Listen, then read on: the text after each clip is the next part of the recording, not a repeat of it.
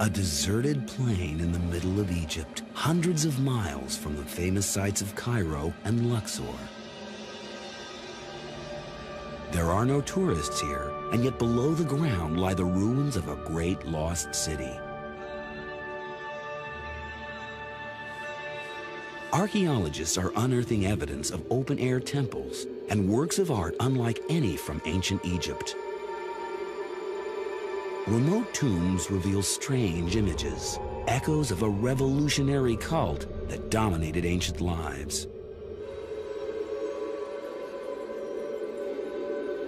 Over 3,000 years ago, this desolate landscape was the capital of the mighty Egyptian Empire. What happened here, and why has so little survived?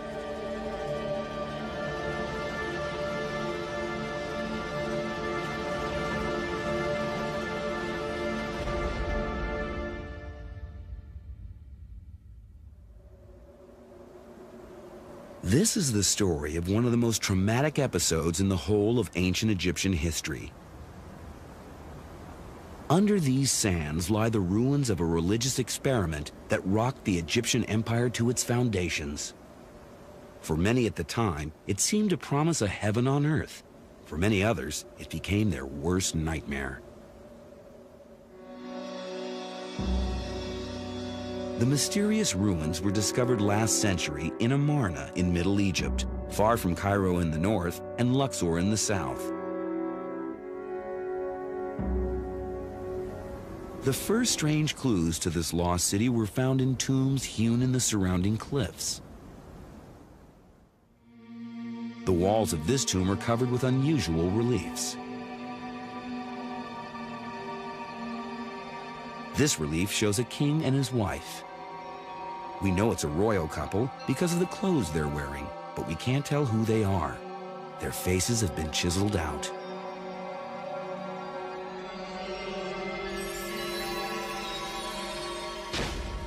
Even their names were hacked away. But a clue to their identity lay in the sagging belly of the pharaoh and in the image of the sun bathing the royal couple in sunlight. These had a familiar look.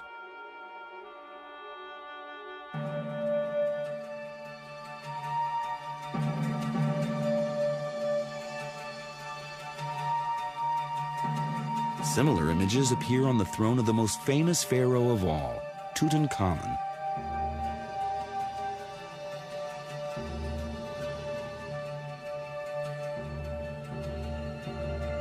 Maybe Tutankhamun and the faceless pharaoh were closely related?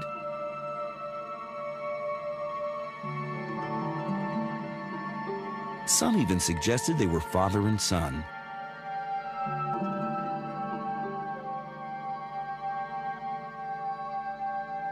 The mystery king and queen were finally identified when undamaged reliefs were found in the Amarna ruins.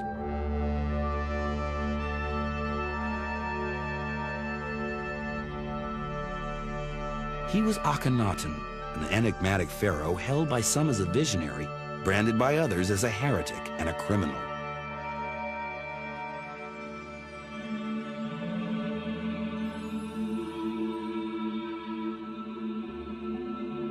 She was Nefertiti, one of the most beautiful women of the ancient world, and also one of the most powerful. Nefertiti, even while she's queen, is shown doing things in ways that other queens never are. She wears pharaoh's crowns, which other queens do not, even while she's still queen. She is shown in one case smiting her enemies, just like a pharaoh does. No other queen is shown this way. Akhenaten and Nefertiti were husband and wife. They ruled Egypt in the middle of the 14th century BC, just 20 years before Tutankhamun.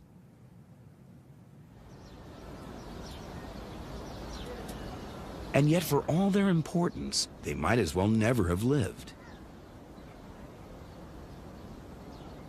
This is a temple at Abydos, 60 miles north of Luxor. It contains a list of the kings of ancient Egypt published by Seti I. But the list is incomplete. There is no mention of Akhenaten.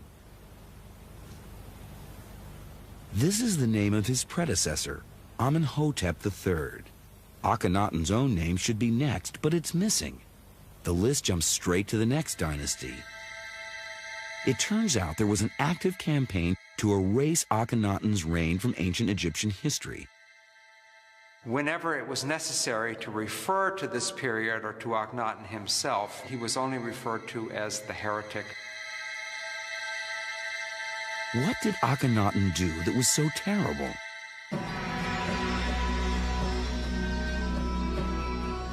Akhenaten and Nefertiti first made a name for themselves in Thebes, the capital of Egypt during the 14th century BC.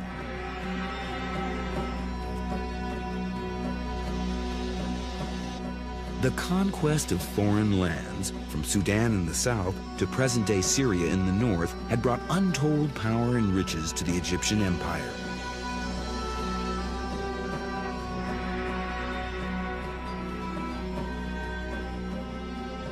Thebes, modern-day Luxor, was its capital, and Karnak its main temple.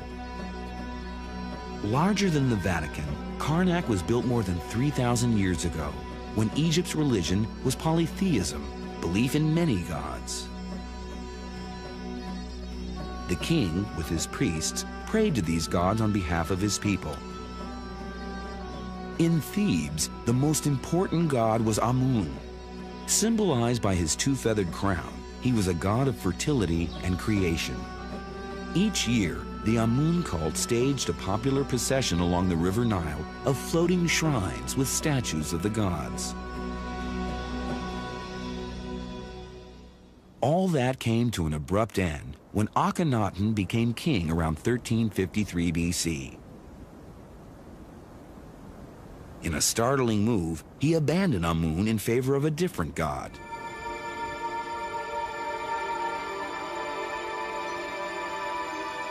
The Aten, or sun disk.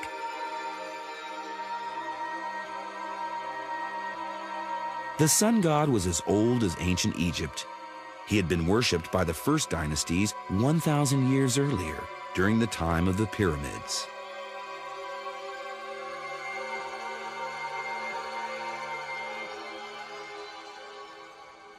Akhenaten's decision would have shocked the influential army of Amun-worshipping priests. They expected their pharaoh to worship Amun above all other gods. Akhenaten was refusing to do that. Worse still, he was actually promoting another god to rival status. What possessed the king to scorn the established god of Thebes? There's evidence that his father, the previous king, Amenhotep III, was already leaning towards sun worship. These are colossal statues of Amenhotep III himself. They were built during his lifetime out of a very special stone. It's quartzite, and the pharaoh had to transport it at huge expense from quarries many miles from here. What made it so desirable was its golden, glowing color. Quartzite was associated by the ancient Egyptians with the sun god. The statues were also positioned to catch the first gleam of light from the rising sun. Such overt homage to the sun god was unusual at the time, but that's as far as this pharaoh dared to go. His son Akhenaten had no such qualms. He believed the sun deserved its own full-blown cult.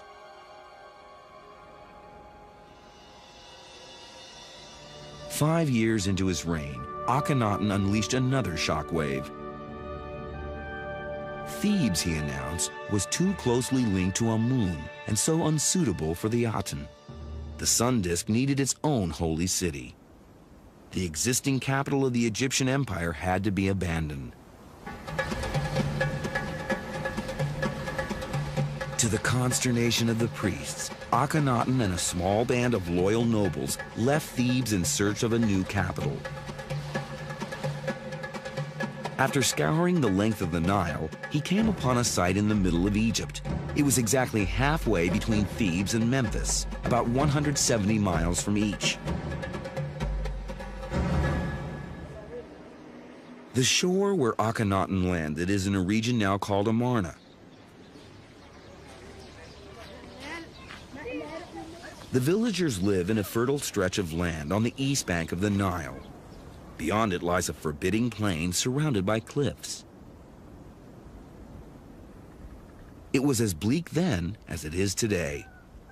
No one would dream of running the Egyptian empire from such a desolate and remote spot, yet it was here that Akhenaten decided to build his new capital. The king must have been aware that the move would come as a shock to his subjects because he went to great lengths to justify his decision.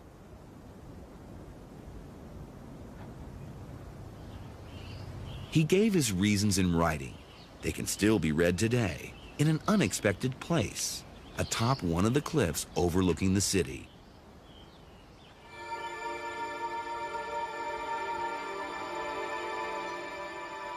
A symbol of the Aten has been carved into the rock as a boundary marker. Below it is a text. It says that His Majesty found here the place of origin of the Aten, after arriving mounted on a great chariot of gold and silver.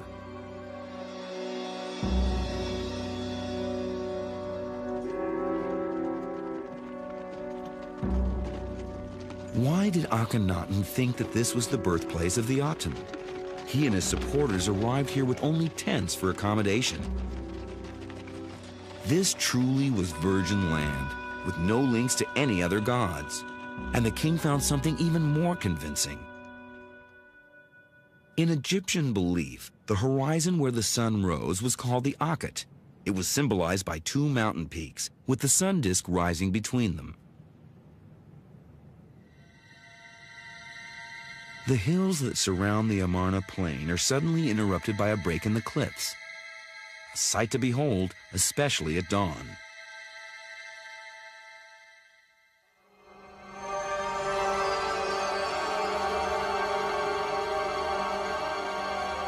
The king must have thought he'd found the sacred birthplace of the sun god.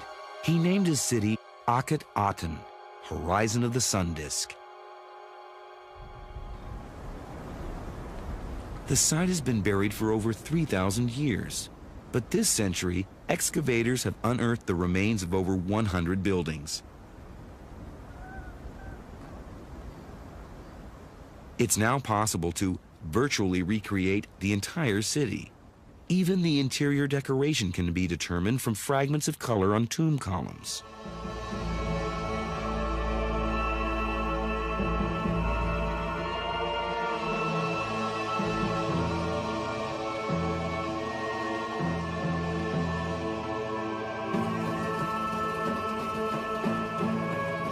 In the heart of the city stood the temple to the Aten, right next to the king's house and throne room.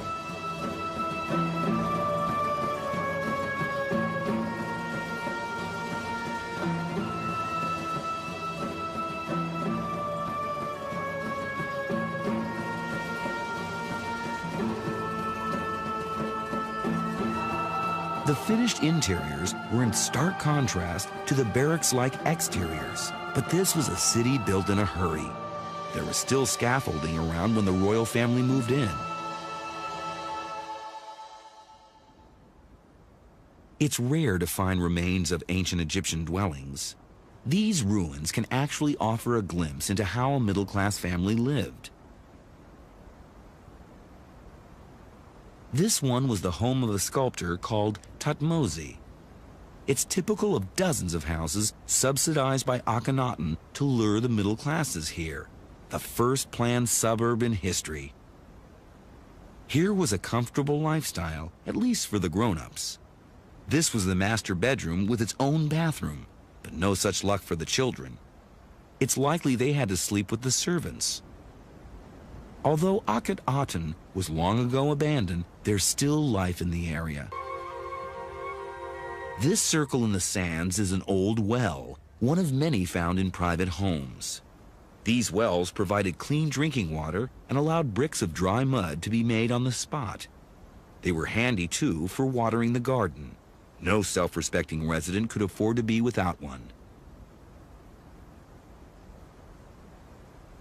But Akhenaten didn't come to this forsaken place to win a town planning award. He came to build a holy city to the sun god. And he charged his best artist with the job of turning his dream into reality. Tutmosis was the king's favorite sculptor. It was in his workshop, in this very corner, that a German expedition in 1912 made a wonderful find.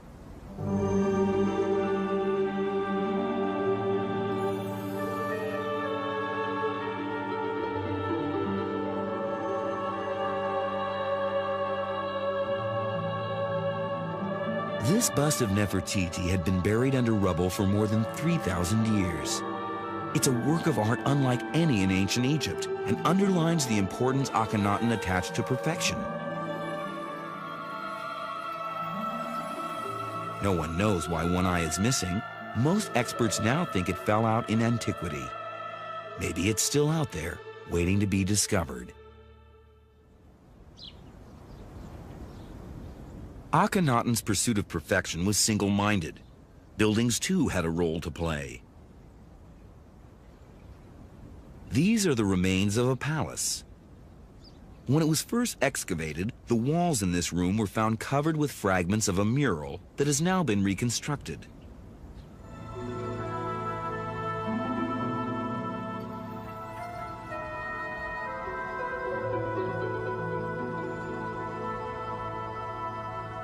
The room opened onto a secluded garden court.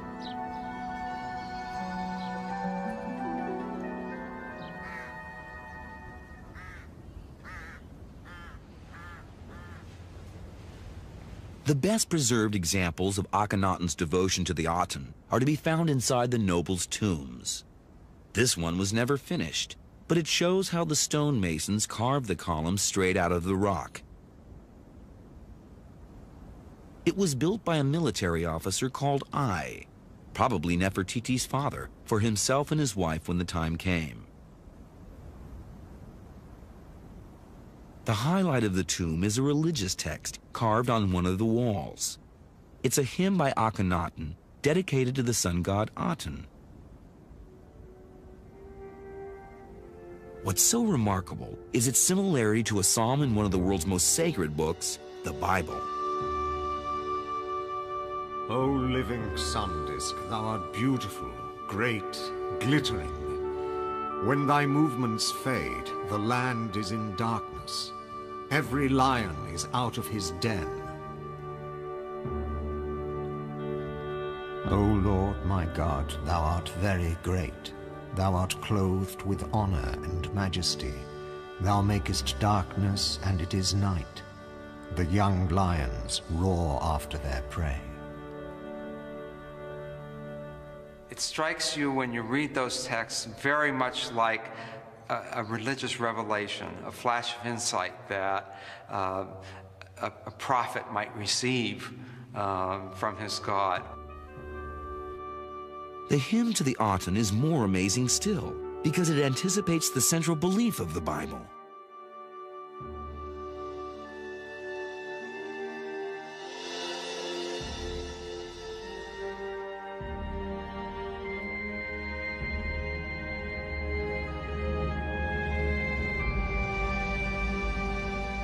This hymn is the very first recorded expression of monotheism, the belief that there is only one true God.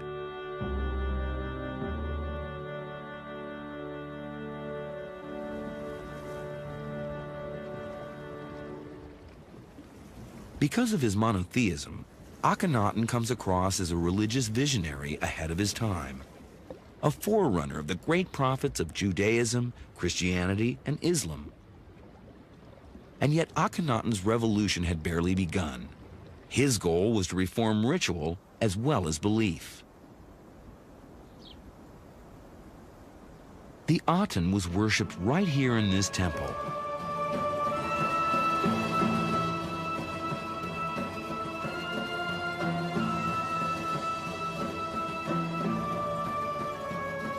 As in other cults, ordinary people were kept out of the temple.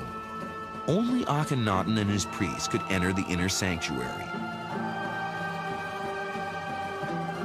But But Akhenaten came up with a new idea for including the people in the worship of the Aten. An aerial view of the Amarna region shows that the king had boundary stones installed to define the city limits. There were also definite axes pointing east and north. When architect Michael Mallinson analyzed a recent survey of Amarna by the Egypt Exploration Society, he noticed that the boundary stones and the temples formed a series of perfect rectangles. What did it all mean? There's a clue in the geometry of the temple itself. Its proportions, when projected out, are the same as those of the city limits. It's as if the whole city had been made into a temple. Everyone can see the horizon of the Aten where the god first appears, and it can be worshipped as such. He's opening it all out, so suddenly it's all apparent, it's all visible. So it's gone from being a religion which is closed to a religion which is open, and that's completely consistent with the way he himself represents his religion. It seemed as if ordinary Egyptians may have ignored Akhenaten's offer. Excavations at a workers' village suggest a reluctance to give up the old and familiar ways.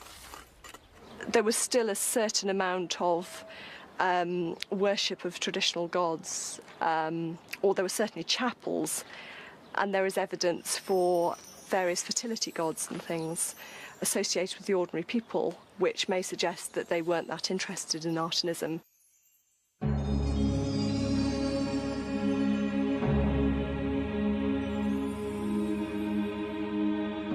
Akhenaten soon began to provoke greater controversy by changing the status of the king himself. The ancient Egyptians saw their kings as a vital link between the gods and humankind. It seems that Akhenaten was aspiring to a much more exalted position.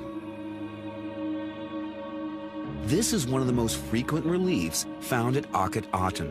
It shows the royal couple at a balcony handing out gifts to members of the nobility.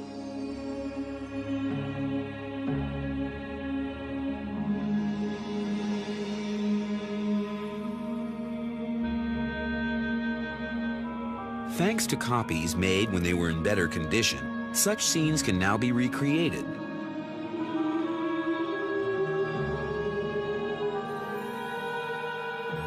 This one is known by Egyptologists as a window of appearance.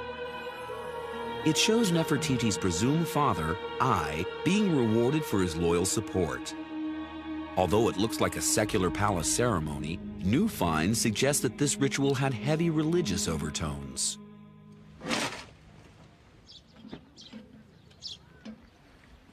Recently, a team from the Egypt Exploration Society, run in the field by Kate Spence, found some intriguing foundations in an area of the city known as the North Palace.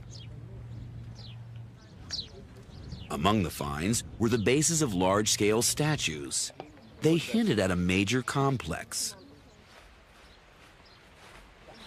Just how important a complex became clear when tiny fragments of a precious metal were found. There you are, a nice big bit of gold leaf coming out in front of your very eyes. It was the first trace of gold found at the North Palace since the 1920s and was evidence of something special and religious. It was associated with the sun and with the flesh of the gods, and the fact that it shines, that when light falls on it, it reflects off it, was very important for the Egyptians. The golden statues could only be of Akhenaten. Kate Spence also discovered that they had stood next to the base of another mysterious structure. She's now recovered it with sand to protect it from the elements. The gypsum foundations are extremely well preserved.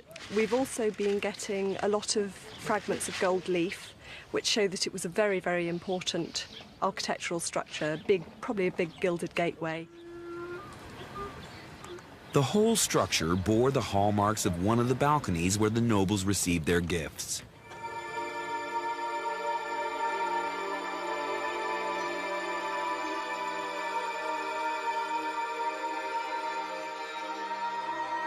So what were the religious overtones of this ceremony?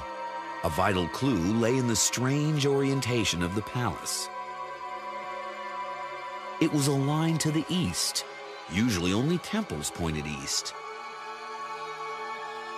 Perhaps the palace was intended to be like a temple, but who then was the object of worship?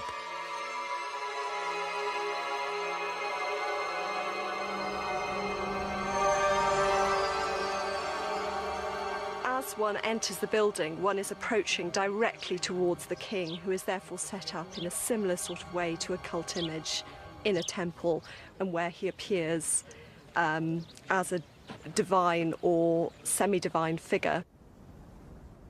Hardly the style of a humble prophet, more like the delusions of a megalomaniac. What exactly was going through Akhenaten's mind?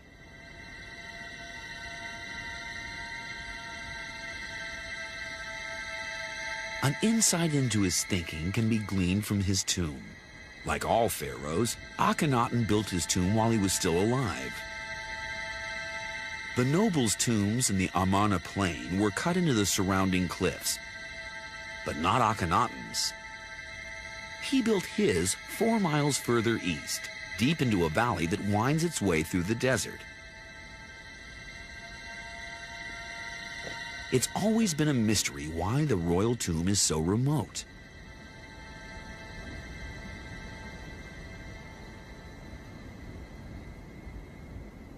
When first discovered earlier this century, it was virtually empty. But there was one bit of treasure that couldn't be removed: the reliefs. And they reveal much about Akhenaten's religious ideas. This damaged relief shows the king and queen carved in an unflattering style with sagging stomachs and ample thighs, a far cry from the idealized picture of royalty usually seen on tomb paintings. In these and other reliefs, the king and queen are also shown revealingly naked, in defiance of the normal conventions of Egyptian art. Imagine, for example, if a future king and queen of England had themselves portrayed nude. It would be quite a shock. And I think this was probably the same sort of thing for the Egyptians. There is a reason why Akhenaten is shown this way. Akhenaten was trying to show the royal family as different from the rest of mankind, closer to the gods. And there was another telling difference. Egyptian tomb paintings like this one in Thebes usually show highly formal scenes of the pharaoh about to enter the afterlife, his destiny very much in the hands of the gods. Akhenaten's reliefs depict surprisingly intimate and informal scenes in which the members of the royal family itself, not the gods, are the center of attention. In this scene, the king and queen are shown mourning the death of a daughter. Here, Akhenaten is seen dining with his mother. And here, Akhenaten and Nefertiti are seen exchanging affectionate glances. I think the purpose was to convey to the ancient Egyptians that here you have not only the model of human life, but also the source of all love.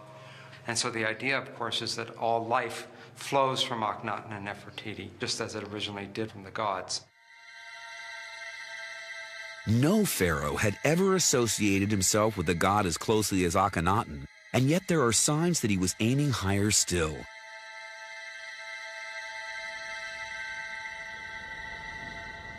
Akhenaten's ultimate ambition is revealed in a radically new view of the afterlife. Traditionally, the spirit of the dead was believed to set in the west with the dying sun. It then journeyed into the nether worlds of the night, where it would meet Osiris, the god of resurrection, and receive the power of rebirth. In the morning, as the sun rose in the east, so too the spirit would rise from the door of its tomb and come out to live among the living. This was the ancient Egyptian idea of paradise. Akhenaten, it seems, was quite prepared to undermine this cherished belief. The key to his view lies in the puzzling location of the royal tomb. The recent survey of the region reveals that it lies on the same axis as the temple to the Aten. and the valley that leads to the tomb is the same break in the cliffs which to Akhenaten looks so much like the sacred Akhet, or horizon of the sun disk. The Akhet in ancient Egyptian belief was a place in which the sun spent perhaps as much as an hour before rising in the morning.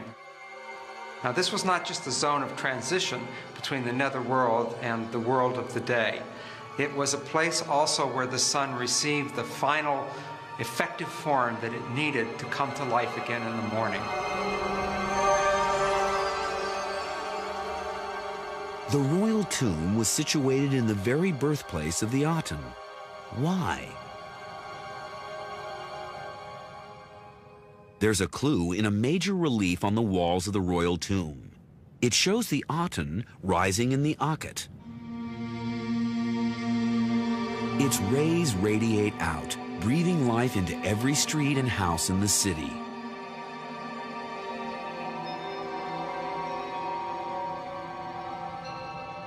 The final piece in the jigsaw comes from the survey of the royal tomb's relation to all the other boundary markers.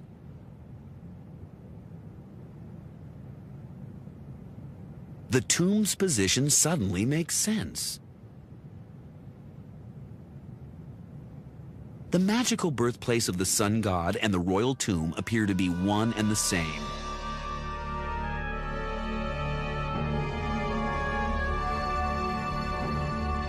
The message was loud and clear. Akhenaten's soul would rise as one with the Aten, bypassing the journey to the underworld to meet Osiris, the god of resurrection. This was heresy and must have frightened Egyptians of the day. The common people, laborers working on this tomb, would have been very worried about what's going to happen to them in the next world. Where now is their guarantee of rebirth if Osiris is in fact non-existent, if there is no Osiris? Later dynasties branded Akhenaten a criminal as well as a heretic. Why? For starters, there are signs his final objective was to wipe out 2,000 years of Egyptian religion. The first casualty was the Opet festival in Thebes, with its pageant of statues of gods paraded from temple to temple along the Nile. Akhenaten canceled the ritual when he moved to Middle Egypt, which must have incensed the people and left a void in their lives. Perhaps even more offensive was what Akhenaten decided to put in its place. Another frequent relief found in the city depicts the royal family driving chariots. These drives were no Sunday afternoon jaunts in the country, but stately parades from temple to temple along the royal road.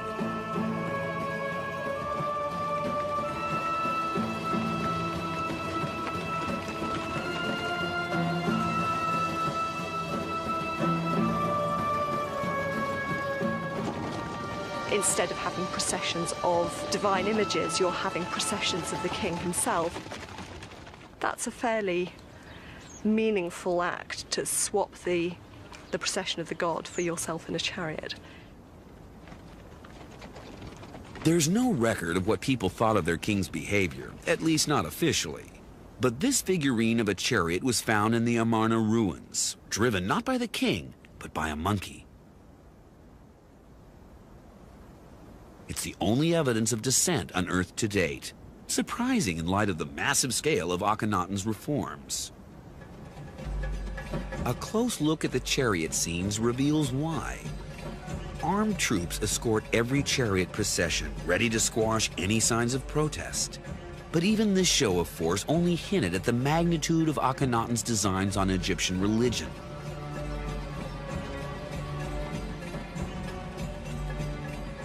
After about 10 years in power, he issued the most brutal edict of his reign, the desecration of all the old gods of Egypt.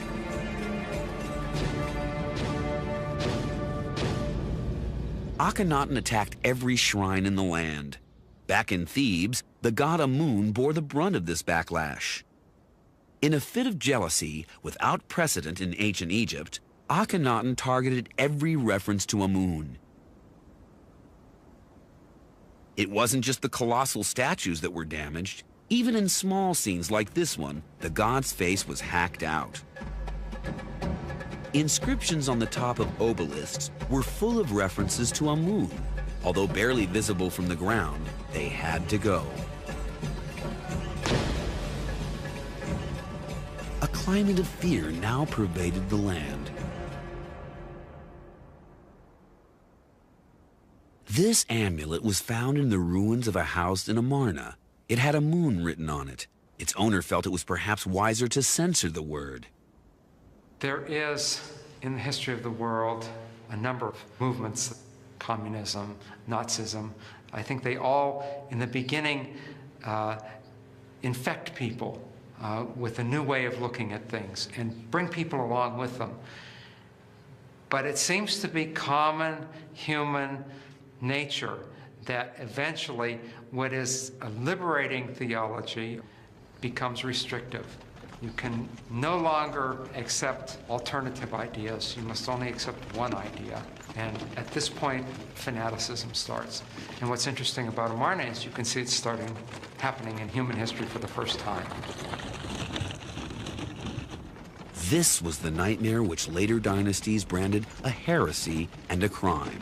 This was the trauma they wiped from their history.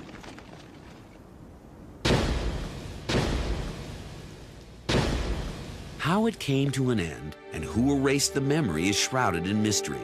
But here and there, one can still hear faint echoes of a violent aftermath.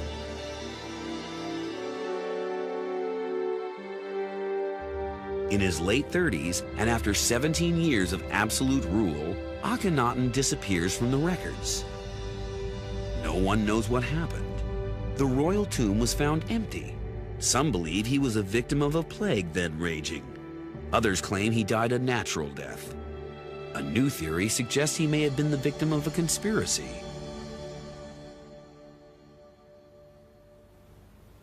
Kings were murdered in antiquity. In Egypt's case, the facts are sparse. But Nicholas Reeves, a world-renowned expert on the 18th dynasty, believes the possibility can't be ruled out. In the Middle Kingdom, the 12th dynasty, Amenemhet I was murdered. We have this, we know this from a document, a literary text. And we know also of a harem conspiracy against King Ramesses III of the 20th dynasty. Such things were, I suspect, not uncommon.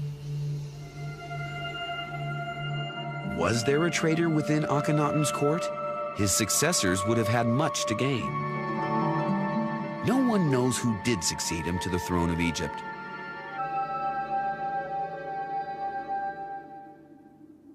One candidate is an obscure pharaoh by the name of Smenkhare. Some argue that he was a younger brother or son of Akhenaten, but others claim that he never existed and that Smenkhare was a pseudonym for someone else.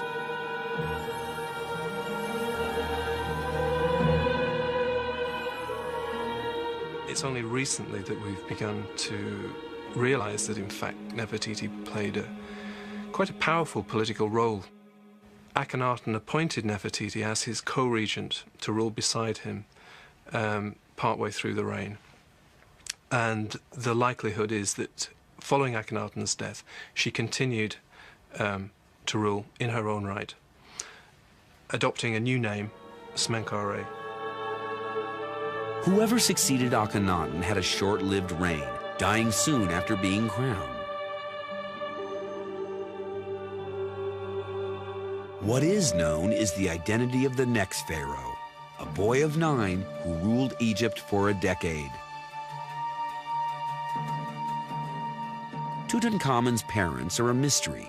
Many think he was Akhenaten's only son, born to him by a lesser wife. His fame today stems from the wonderful treasures discovered just over 75 years ago.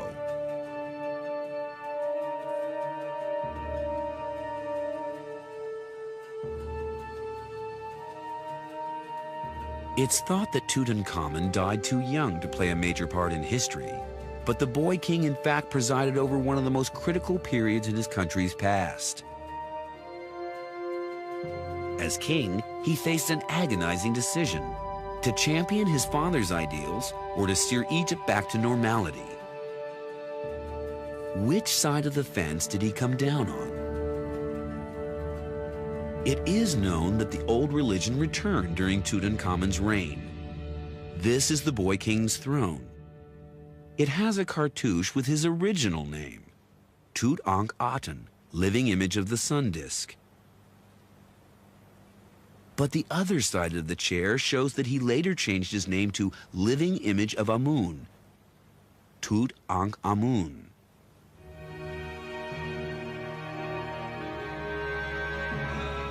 Yet the restoration could not have been carried out by Tutankhamun himself. He was too young.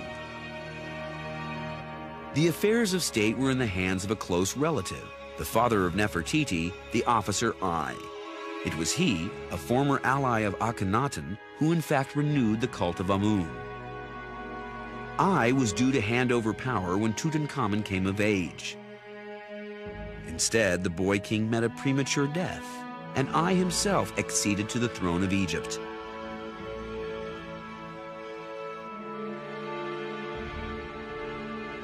Tutankhamun died at the age of 18. The cause of his death is a mystery, but theories of foul play abound. One of the most sinister points the finger directly at Ai. What's interesting is that when Tutankhamun is of an age to entertain his own ideas as to how things should be, this is precisely the time when he disappears. These ideas may well not have fitted in with the way forward that I envisaged.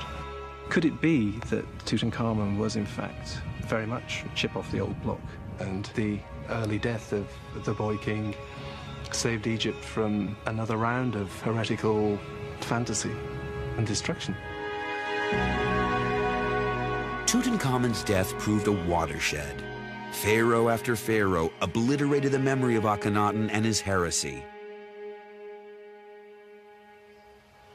The whole city of Akhenaten was dismantled stone block by stone block, leaving only the mud brick inner walls.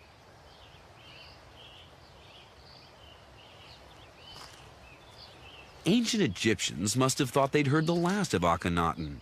But in 1907, excavators stumbled upon a strange royal tomb, not in Amarna, but in Luxor, in the Valley of the Kings. It was found strewn with broken furniture. Tomb 55, as it is known, dated from Tutankhamun's reign, so it must have housed a family relation. But who?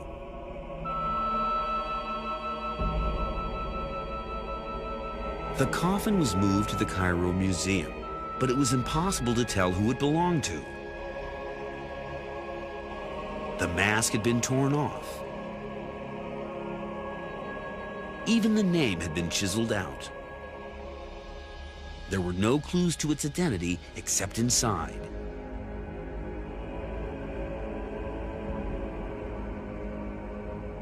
The skull and bones of an adult male. When we first examined this, Was the body related to Tutankhamun? DNA tests on the fragile tissues have not yet been allowed, but Dr. Nasri Iskander was one of a team of forensic experts who compared an X-ray of Tutankhamun's skull, shown here on the left, with an X-ray of the mystery skull, shown here on the right. now this one is very close to this one, and according to some dimensions we are measuring and some angles of the mantle and some parts of this skull, we have found that this is a first degree relationship.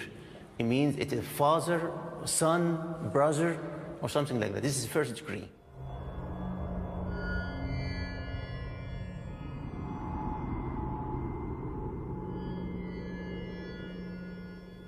Early experts thought the bones were those of a young man and argued that the body was therefore Smenkhare, the presumed younger brother or son of Akhenaten. Of course, if Smenkhare was in fact Nefertiti, this would be impossible. But a recent reassessment of the age of the teeth has led many to reject the Smenkhare idea. The age of death is now thought to be between 35 and 40.